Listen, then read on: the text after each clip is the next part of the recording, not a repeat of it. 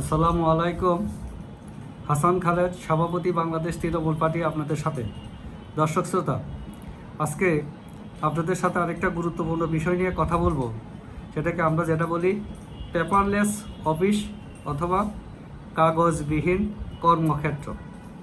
যেহেতু আমাদের প্রত্যেকটা জায়গায় কম্পিউটারাইজড হয়ে গেছে, অফিস আদালত যেখানে দেখবেন সেখানে দেখবেন কম্পিউটার আছে, কিন্তু আমরা ডিজিটাল প্রযুক্তি ব্যবহার এখন পর্যন্ত শতভাগ নিশ্চিত করতে পারি নাই। তার জন্য আমরা এই আদি নথি ব্যবস্থার উপরে আছি, কাগজ কলমের মধ্যেই আছি। তো এই কাগজ কলমের মধ্যে থাকলে আমাদের যে সমস্যাটা হয়, নথি নিয়ে একটা সমস্যা হয়ে যায়, নথি খুঁজে পাওয়া যায় না, আবার কাগজের অপচয় হয়, কলমের অপচয় হয়। এগুলো তো একটা খরচ, রাষ্ট্রীয়ভাবে কিন্তু অনেক খরচ। এই খরচগুলো বাঁচাইতে হবে, বাঁচাই এটা জনকল্যাণে ব্যয় করতে হবে।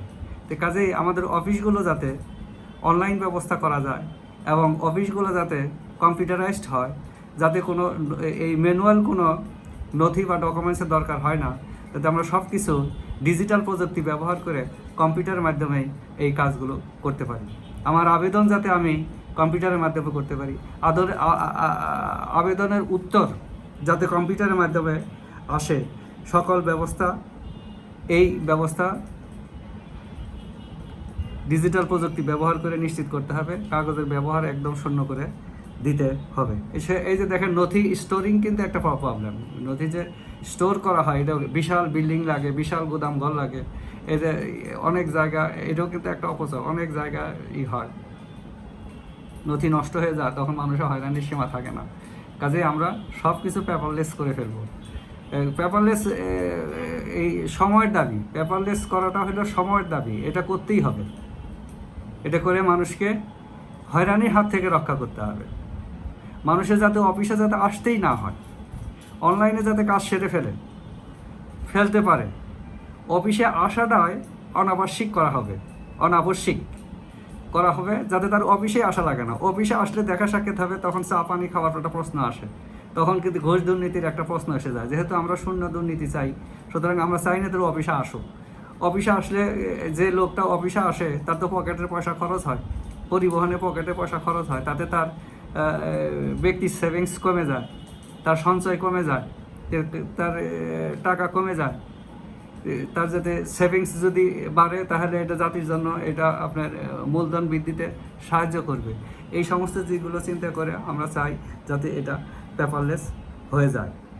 এটা হলো আপনার সময়ের দাবি। এটা আমার বা আপনার এটা কারো না, এটা সময়ের দাবি। আমার ইমেলের মাধ্যমে আমি এটা আবেদন করলাম, ইমেলের মাধ্যমে সেটা উত্তর চলে আসলো।